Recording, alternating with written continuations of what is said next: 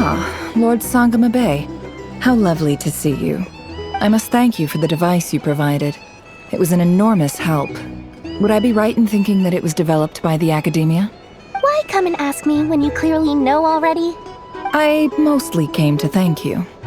That's more like it. A little gratitude goes a long way with Lord Sangama Bay.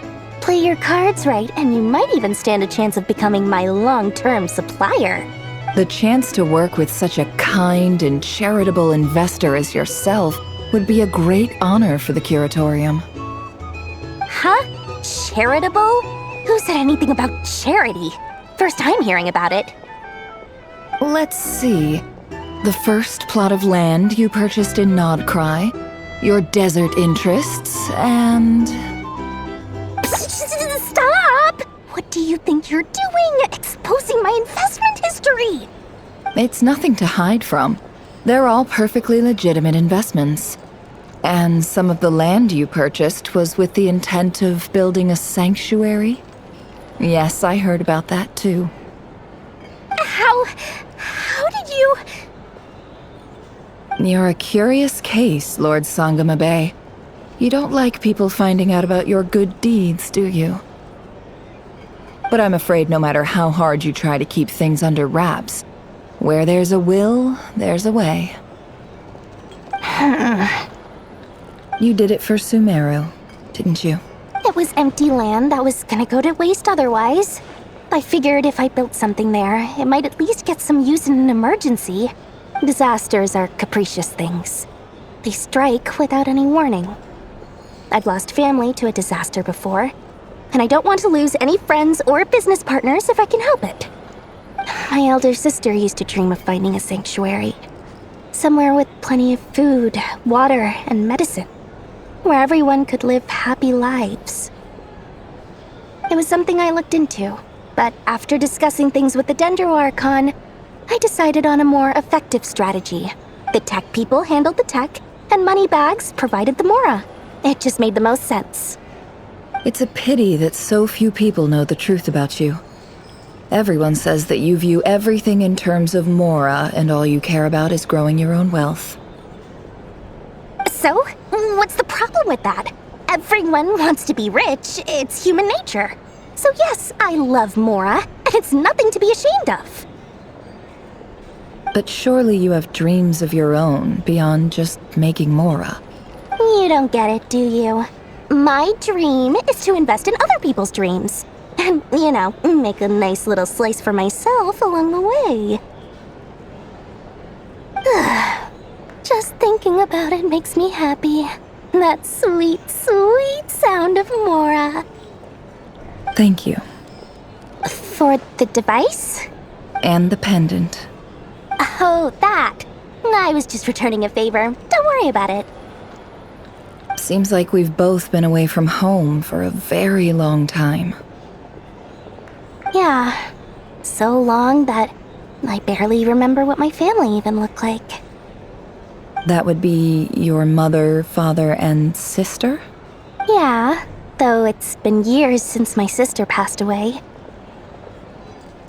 It's not like I want to forget them, obviously, but memory can be even more ruthless than the most calculating business person. Beyond a certain point, if something isn't helping you, it just gets rid of it. My sister can't help me now. Slowly but surely, her face is fading from my mind's eye. It's become a vague impression. Not everything will fade. When loved ones pass away, the beautiful memories are the ones that last the longest. Yeah, that's true. If you ask me, that's the one silver lining in all of it. Well, that, plus, I'm sure that life is much better now than it was back then. Oh, absolutely. I have tons of Mora, a big beautiful house, business is booming, and I'm as happy as can be. You've got a lot going for you too. Boss of the Curatorium of Secrets? I'm sure there's plenty of Mora to be made in that line of work. I appreciate the vote of confidence. How have you been holding up? Any adverse reactions? If you start to take a turn for the worse, make sure you tell me right away. You don't need to worry about me, Grandmaster. I'm fine. I mean, I barely did anything, so... What? You're too humble, young man.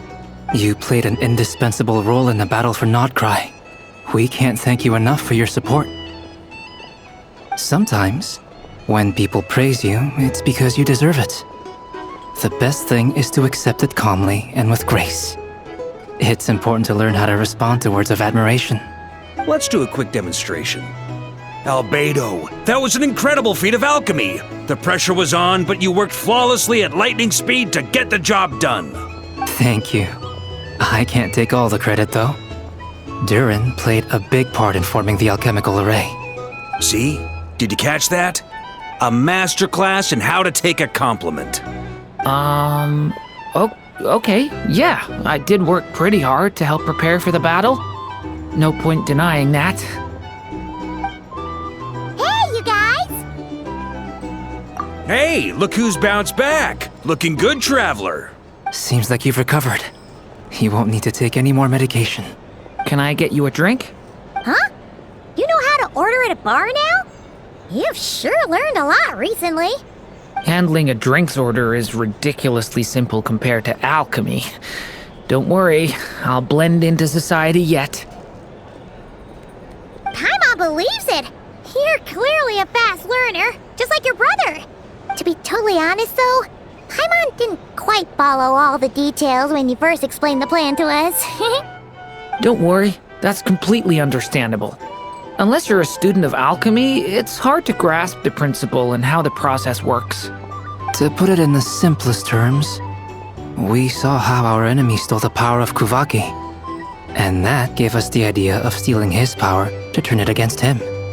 When facing an enemy you have no hope of defeating, it's best not to engage them in battle.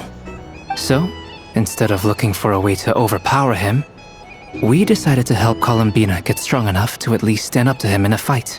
For this to work, we had to analyze his modes of attack, confirm who his main target was, and make sure that he wouldn't go beyond the range of the alchemical array. For added security, we prepared a total of 4 arrays. But to mitigate the impact of the battle, we identified one location in particular as the ideal spot, which is where the confrontation took place. The alchemical array absorbed his abyssal power. Then Durin processed it to render it usable by Columbina. That power enabled her to do what would otherwise have been nigh on impossible.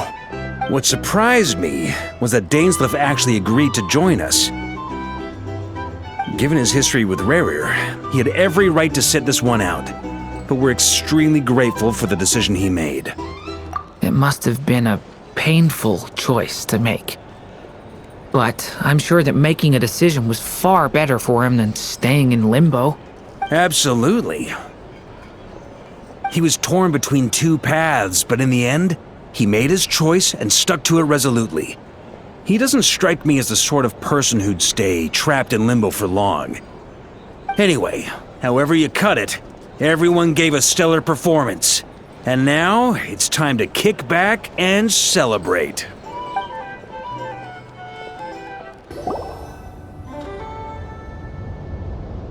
That's the only reason you're here.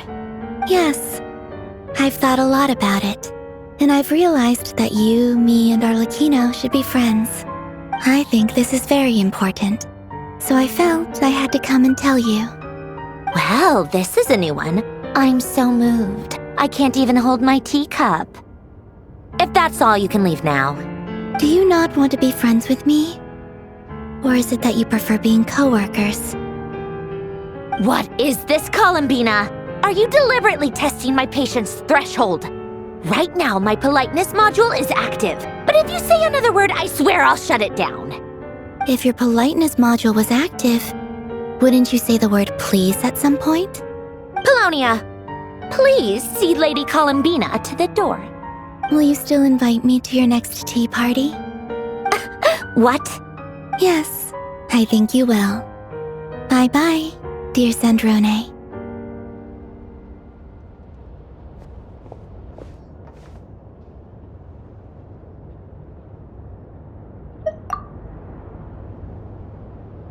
Last time, the Wild Hunt escorted you out. Would you rather I handled it myself this time? how you were doing now that it's all over. Why? Out of concern for my safety? I hope you didn't seriously think that the Rächer of Solnari would be able to lay so much as a finger upon me, given how prepared I was. Mostly because you kind of helped us out, so we just wanted to check you were okay. Looks like all your robots are fixed, huh? Oh, don't you worry about that. Tea time is already a write-off. The visitor before you managed to kill my appetite. If you're in the mood for tea, go ahead and help yourself. Otherwise, it's going to waste. My coasters are still missing in action, though. Use this notebook instead. Whoa! Pretty hefty notebook. Look at all those calculations. You can ignore those. They're just dumb scribblings. I doodle and write in my free time. Sometimes I remember the distant, dreamlike past. Sometimes I imagine the far-flung future. And other times, I grit my teeth and note down all the crazy nonsense going on in the present. Some people do the crosswords in the newspaper. This is my equivalent of that. Trying to predict the future is like daydreaming, and writing about the present just makes me furious. The past is my favorite. If nothing else, it's already set in stone, so I don't have to rack my brains trying to figure it all out. Although, having said that, the only vaguely interesting memory in my past is probably that guy they call Lord Artificer. Who else? Pretty much all the mecha and Fontaine are his personal handiwork. Wait, are you saying you know him? Like, personally? As a friend? I mean, I guess we were friendly enough. Yep. In fact, I'm probably the only normal person left who knew him at all. We used to chat occasionally back when he was still around. Before he passed away, he asked me to destroy all his manuscripts. I honored his request, but I did read through everything first before destroying them. I mean, I couldn't let the genius of Lord Artificer Alain Guillotin disappear like that. Would have been such a waste. So, that's where the formulas in your notebook are from? I just told you, those are my equivalent of crossword puzzles. They're just dumb formulas that I solve for fun when I'm bored. Alain's work was like epic poetry. The formulas in my notebook are just silly little riddles in comparison. Not that there's anything bad about them. I mean, at least, solving those riddles isn't going to hurt anyone. Except me, 'cause I lose a few brain cells in the process. Anyway, while we're on the topic, I might as well tell you about what happened to him and his friends. Alain Guillotin had two close buddies, René and Jacob. They spent their childhood years together in the Narzissenkreuz Institute. They were all quite competitive, so there was some rivalry between them, but it was a friendly rivalry. But beneath the friendship and the rivalry ran something deeper, a sense of nostalgia for the past. Unfortunately, childhood would end, the prophecy would come true, the apocalypse would arrive, and the future would never be. A mad dream that would normally only capture the minds of lunatics began to take root in their hearts. A dream of saving the world. And if René and Alain had been people of lesser wits, that dream would probably have ended up as something for them to joke about in their older years. But alas, they were some of the sharpest minds around. They nurtured that dream with the full power of their intellect, and it grew into something that ate away at their souls. The first of them to fall under its spell was René. Against Alain's wishes, he persisted in experimenting on a mutual friend of theirs to try and save their life. Alain did not approve and parted ways with René. It's complicated. Alain wanted to believe that René only did what he did for the sake of their friendship. But when he told me about what happened, I could tell he still had some suspicions about René's motives. Perhaps the seed that would grow into a nightmare had already sprouted in René's mind.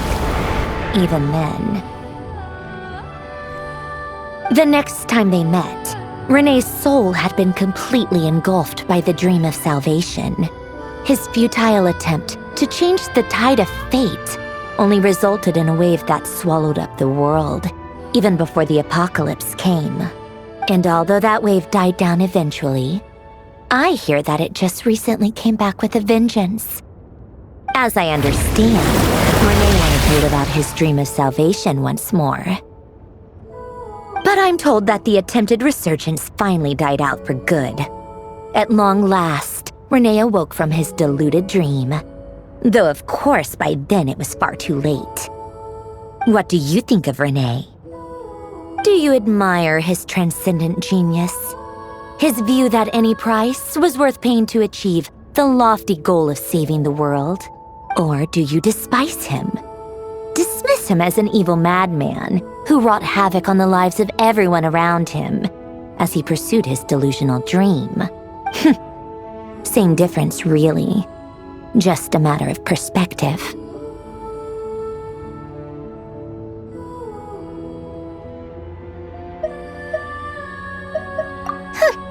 Doesn't surprise me. You share one thing in common, after all. You both want to be the savior. The only difference is, your dream came true, and his, well, he wasn't the one who made it come true. I don't like fanatics who give up their whole lives for their ideology. Nor do I like fools who let their delusions take control. Maybe I could understand if Renee had just been an ordinary person. But he had a sage-like intellect, and still managed to get himself lost in the labyrinth of his own desires. Anyway, that's enough about Renee. Now, moving on to Alain Guillotin, the Lord Artificer. He managed to put a stop to the first storm whipped up by Renee. But after that, Alain lost his friends and family. To his credit, I suppose, the loss of his family and friends was purely a tragic accident. It's not like Alain sacrificed them for his cause or anything. After that, the only thing supporting his work was the same dream that had dragged his closest friend down to the abyss. But although the desire to save Fontaine drove him to found the Fontaine Research Institute, Alain continued to reject any form of transcendental knowledge or power. He was suspicious and fearful of it, having seen the way it had affected his closest friend.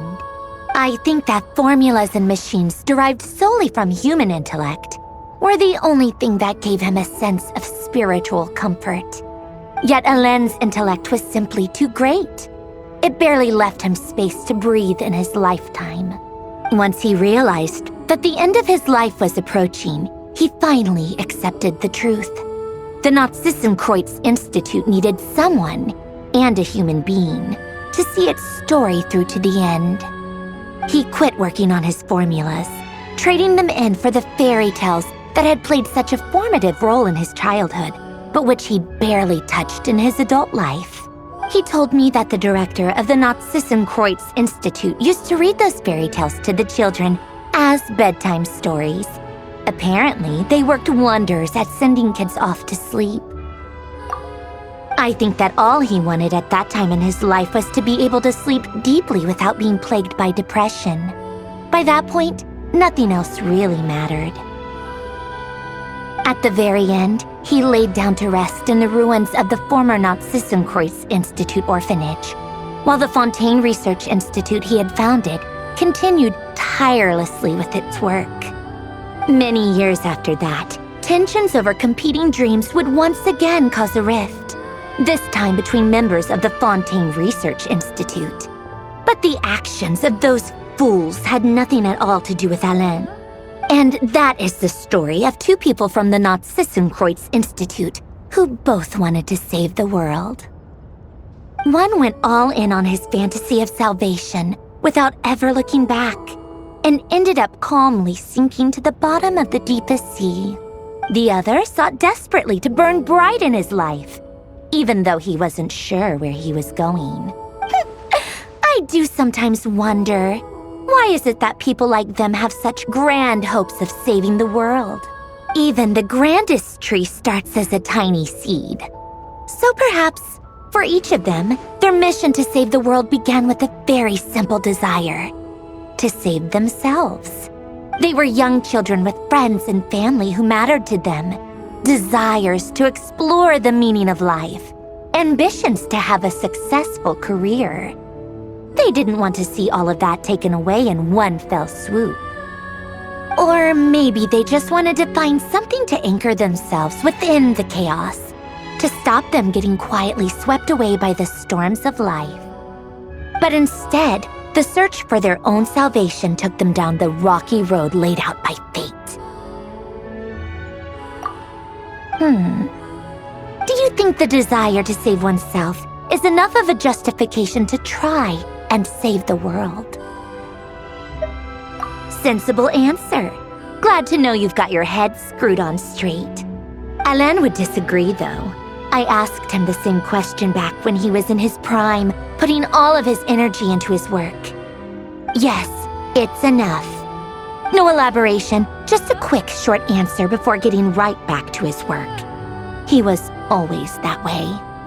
All right, tea time's over. I owe Arlecchino a favor for telling me these stories. I'll have to bring a whole sack of gifts the next time I visit the House of the Hearth. I'm gonna go tinker with Paulownia now. You guys can do whatever you want, as long as it doesn't involve interrupting me. Paulownia, exit hibernation mode. Begin diagnostics.